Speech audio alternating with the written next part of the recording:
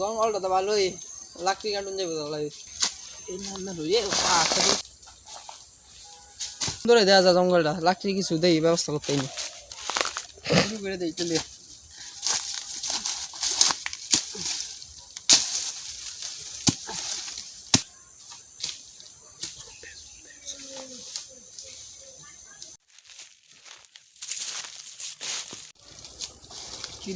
House পাইলাম,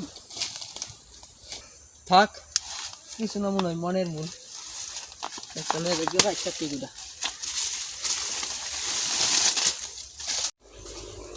মহাজনরে আমার সব জানাতে হবে খবরটা।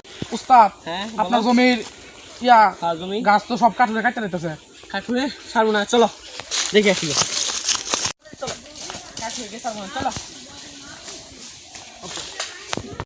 অনেক কাঠুরে আমি বুঝে নিলাম, তুই এক কাম কর, যে আজ যা চাকু মাকু দড়ি মলি কুড়াই মরে আছে সব লিয়া কাঠুরে ছাড়তাম না। হ্যাঁ অনেক দিন ধরে সমস্যা হচ্ছে, যা তাতেই যা তাতেই যা তাতেই যা, কাঠুরে আমি ছাড়তাম না।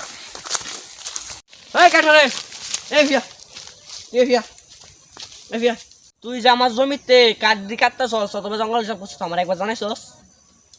জমিটা যে আমার, তুই একবার জানছস জানাইছস? আমি তো জানি না।